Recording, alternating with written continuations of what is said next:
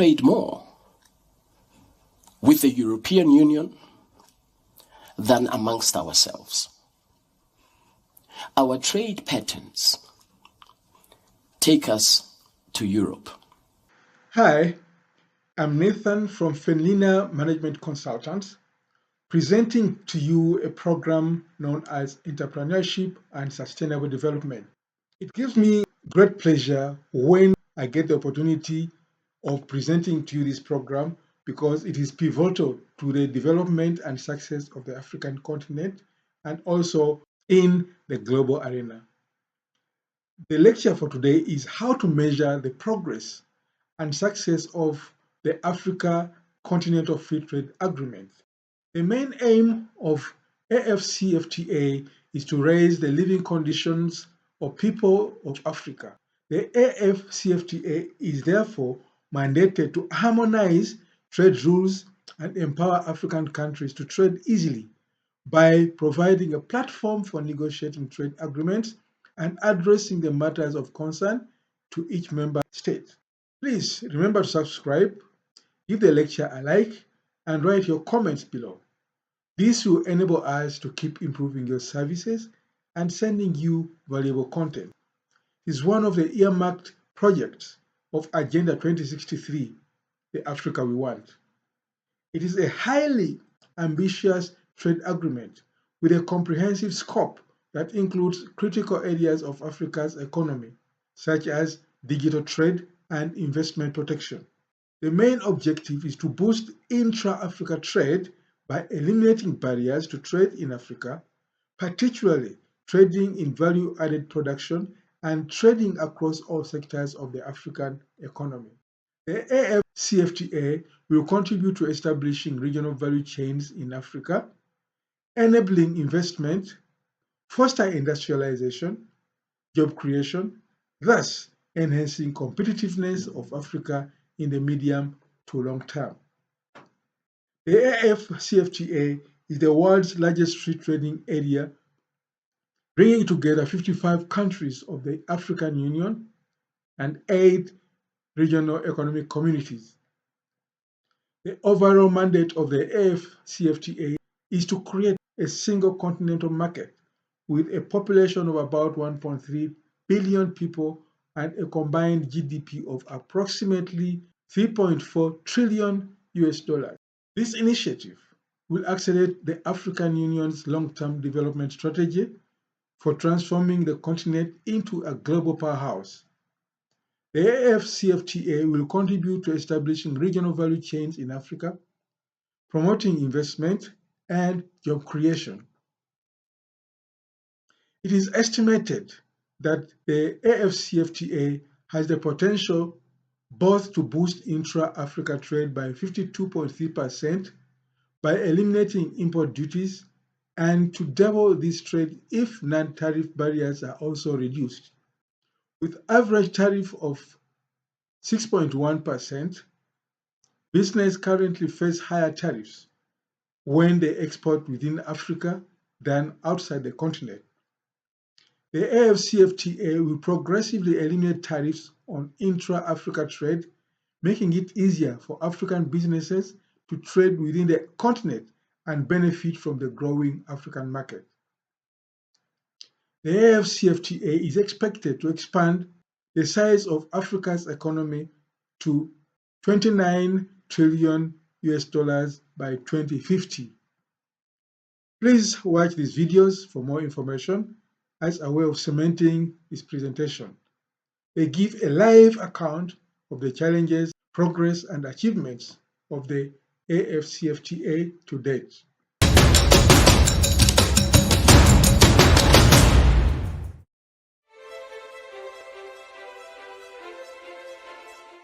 The AfCFTA, the African Continental Free Trade Area, is a free trade area that comprises 46 countries who have deposited their instruments of ratification.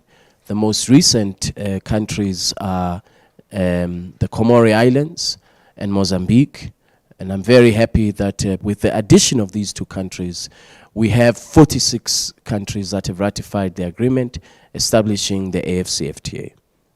We're building a market of 1.3 billion people with a combined GDP of 3.4 trillion United States dollars.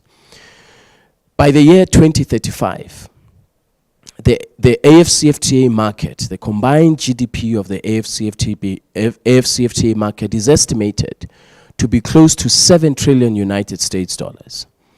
That means that there are opportunities for small medium enterprises, for young entrepreneurs to export across regions of the African continent and to take advantage of this vast market.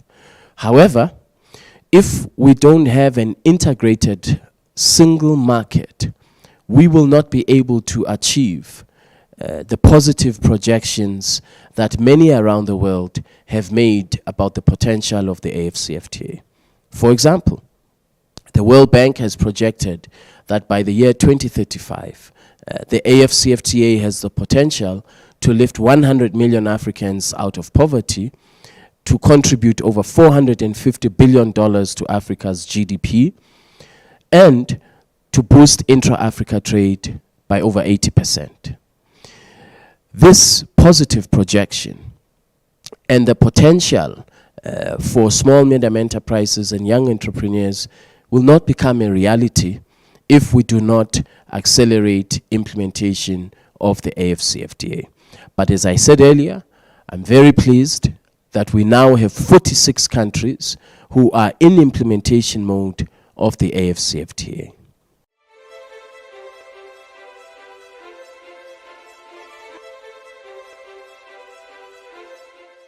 I would like to now address the issue of who exactly does the AfCFTA benefit and how. The AfCFTA is not for governments. It's negotiated by governments, but it is for the private sector. And in particular, it is for small medium enterprises and young entrepreneurs.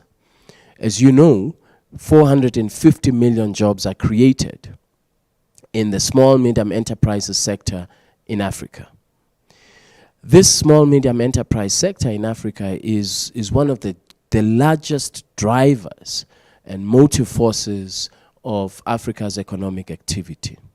And so it is absolutely critical that as we implement the AfCFTA, we do so in a way in which small medium enterprises and young entrepreneurs will benefit. We have introduced what we call the Guided Trade Initiative, which is an initiative intended to assist countries who have ratified the AfCFTA and to assist small medium enterprises to know how to trade under AfCFTA preferences and under the rules of the AfCFTA. So for example, last year there were smallholder farmers of tea from Kenya who exported tea to Ghana. We worked with the government of Kenya as well as the government of Ghana and the exporters themselves, the farmers themselves, to build capacity for them to understand how they can trade across regions of the continent, and more importantly, how they can effectively make use of the benefits that the AfCFTA offers them. So this is what the Guided Trade Initiative is about. Last year, 7 countries participated in the Guided Trade Initiative, with small medium enterprises being part of that initiative, as I've just mentioned in the example of the exports of the tea from Kenya to Ghana, to demonstrate the benefit of the AfCFTA. Exporters from Ghana exported to Cameroon ceramic tiles. The importer received a 20% duty reduction. That means that that importer, that company, is now able to be 20% more competitive in the market for ceramic tiles. It means that they can compete against tiles that are manufactured in other parts of the world. So this is a demonstration of the benefits, the preferential treatment that we provide to one another in the AfCFTA market, and we used the Guided Trade Initiative to showcase these examples of the benefits of the AfCFTA. There are, of course, challenges also, and that's why we started this initiative. It's not easy to understand how to export from your country, your region, to another part, another region of the African continent. And so we are meeting this challenge by working very closely with the governments, with the exporters, to really ensure that they understand the rules of the AfCFTA, the customs procedures, the transit procedures. All of these practical elements are very, very important for an exporter to understand so that they can see the benefits of the AfCFTA.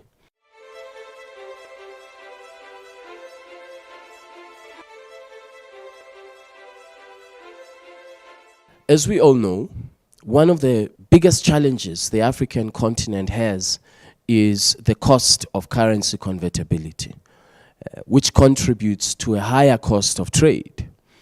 If you are in Ghana and you want to trade with somebody in Kenya, you have to first convert the Ghanaian cedi into a third currency, usually the dollar.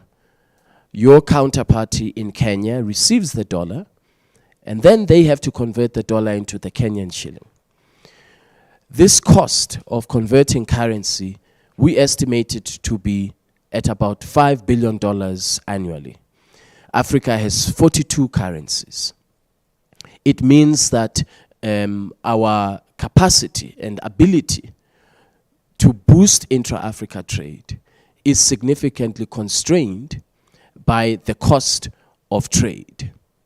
That is why we have partnered with Afreximbank to introduce the Pan-African Payments and Settlement System, which is a digital system to enable trade.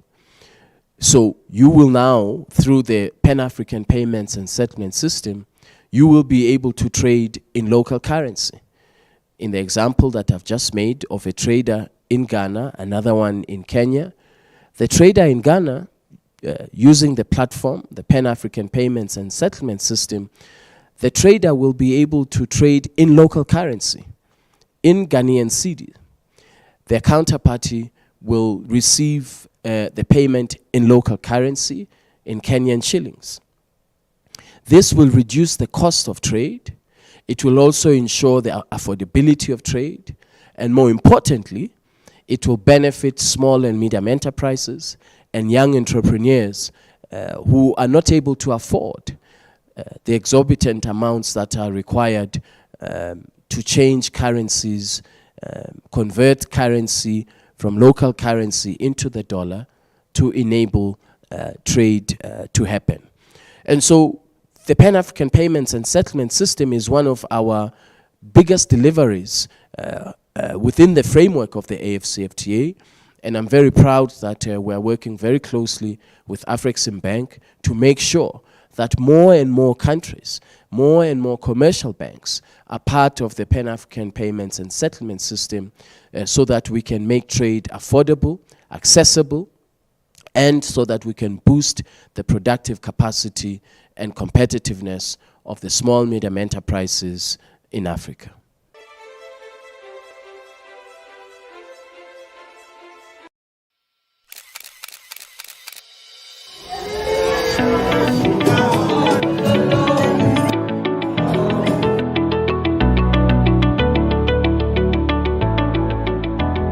The masterclass has been great. It's been an amazing experience. Very informative, very inspiring as well as empowering. Cette formation n'a fait que me donner des armes pour avancer et passer à un autre niveau dans mon business. The masterclass as a capacity building exercise is key in helping women and youth-led and owned businesses to build not only their capacity but confidence. In our work with women and youth-led and owned businesses, they would tell us that they either needed support to be able to understand how to access the wider African market, or if they were able to access the market, they needed the investment and the financing to meet the scale and the standard of the African market. And so we set out with partners to address this question. We created a 3-day masterclass that focused on this question of export readiness and investment readiness. As an entrepreneur who has taken advantage of the export market opportunities to export her products, there are various challenges that I've experienced when it comes to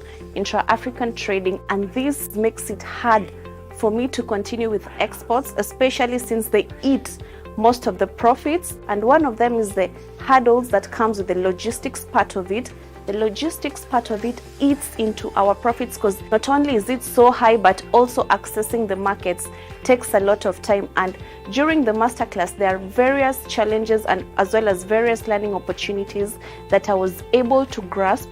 And I hope that such issues such as harmonization of standards as well as making intra-African trade easier, which I hope this will be done by the governments, will not only make exports easier for us, but it will also encourage many upcoming youth and women entrepreneurs who want to take advantage of the different export market opportunities being presented to us by the AfCFTA. The purpose of this masterclass was to ensure that we are sowing the right seeds into the lives of the entrepreneurs so that they can continue watering them and ensure they get the right harvest, which is impact and of course profit, because it is the profit that is going to help them to build on beyond what they have started. This session on investment readiness was meant to understand the business needs of these MSMEs and to examine whether or not they know why they need financing, the types of financing available for them, and which is applicable to their business. Then to explore the structuring of their businesses. Some of them have high exposures, some of them don't know the considerations for these facilities,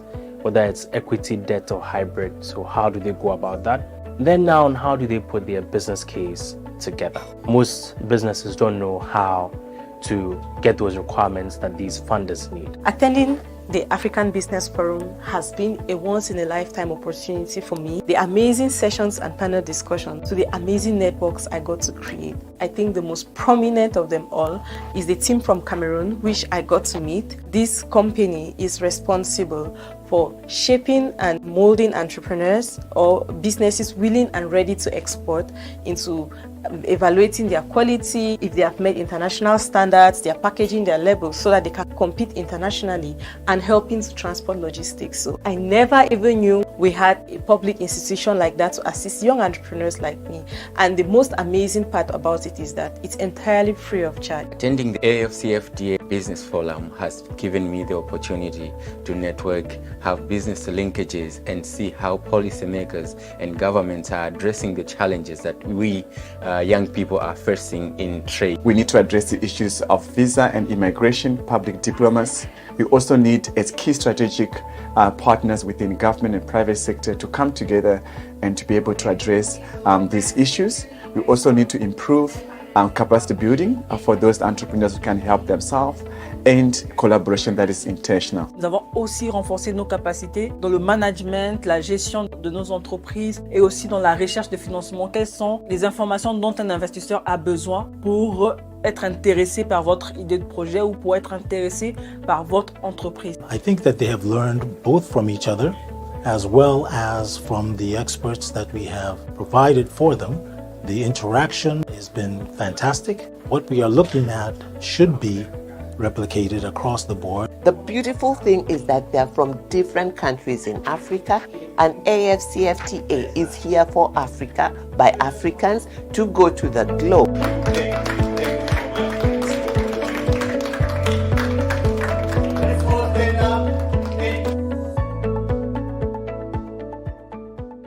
In conclusion, let's all support the initiatives of AfCFTA in an effort to promote entrepreneurship on the African continent.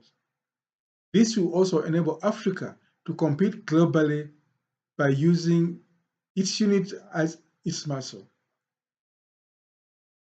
In addition, the AfCFTA should be communicated to the entire African business population for every entrepreneur to tap into the opportunities that it brings, irrespective of size, location, or otherwise. Please remember to subscribe, give the lecture a like, and write your comments below.